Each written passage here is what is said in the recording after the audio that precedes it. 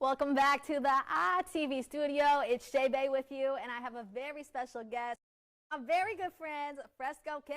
What's up? What's up? What's up? I'm excited to talk to you. Now, for somebody that doesn't know what you do, what exactly do you do? Now, you're an artist. You do so much more, though. I'm an artist. I rap, sing a little bit, produce, write, all of the above. Anything to do with music, I do it. Yeah. So you've been in the game for a while now. When did you first start?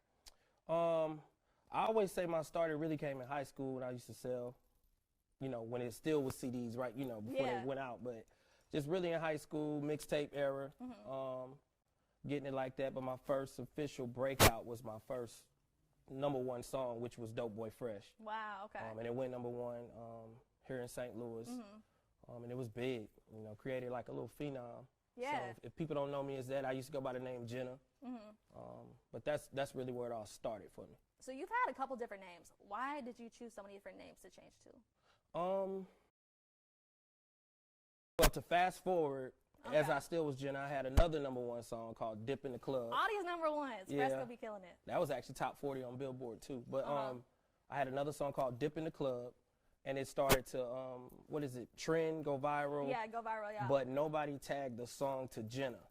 Because when you Googled the name Gena, I didn't come on to like the 3rd page. Okay, so I needed something. So I needed something that stood alone, and they called me Mr. Dope Boy Fresh. So I Googled Fresh, translation Fresco. Okay. Came up cooler, fresh in Spanish, and people used to call me Kane from Minister Society. Yeah. Because I'm dark skinned, I had a little box, but Fresco Kane. It sounds like Dope Boy Fresh. Yeah. So I just put the 2 and 2 together. I made my first song. And that's the song Jermaine Dupri heard and signed me immediately. Wow. So how's your journey been like after you got signed? Crazy. Yeah. But life changing, just learning a lot. Because when you get signed, a lot of artists, they think you get signed as just supposed to be glitz and glamour. Yeah, right. But you got to think, I already had jewelry. I already had all this stuff. So when I got signed, it's like it got harder. You know what I'm saying? I was a father too, so it's just, a journey, but I wouldn't take it back for nothing. Definitely. So I have a lot more I want to ask you.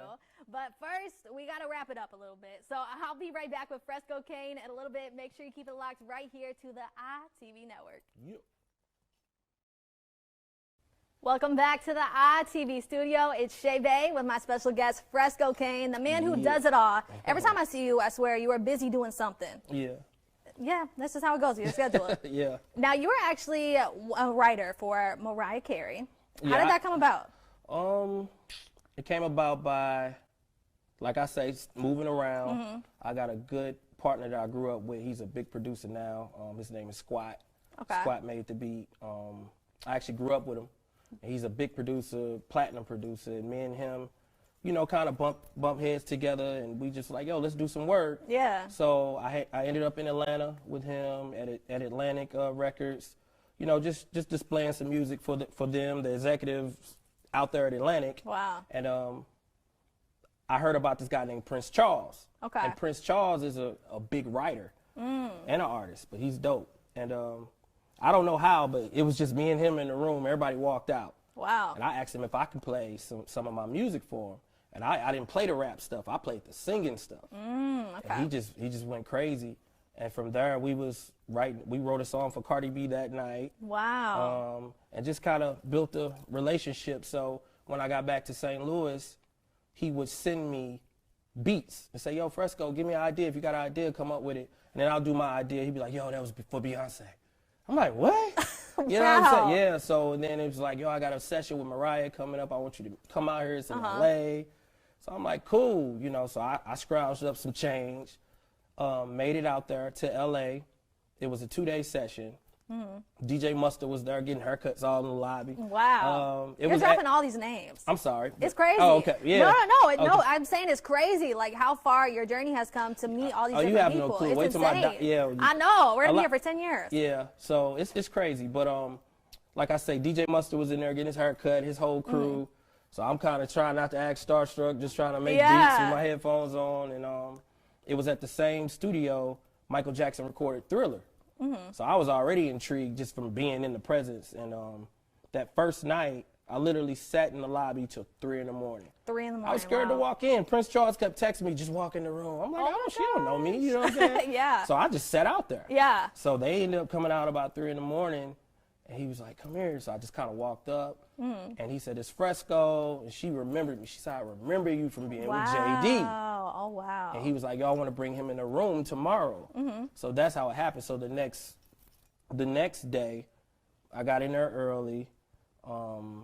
My boy who I was staying with in LA, he was sponsored by Remy Martin because he's a big videographer, photographer guy. Shout out to my brother Edmund. He gave me a bottle of Remy. I just threw it in my backpack. I don't even drink Remy. I was that nervous. In case you needed it. I was nervous, so I needed something to calm me down. Be around Mariah, you know. So I'm just sitting there. We sitting there just like this. Yeah. She's right there, Prince right there, I'm right here. I'm just like. You were scared. So they just passing the microphone around. Yeah. I'm not taking it. I'm just kind of sitting there. So I pull my little Remy out, take a little shot. Whew. And Mariah asked to have some. Of your Remy? Yes. This is a crazy story. She asked, I was like, yeah, go ahead. She had incense lit and all kinds of stuff.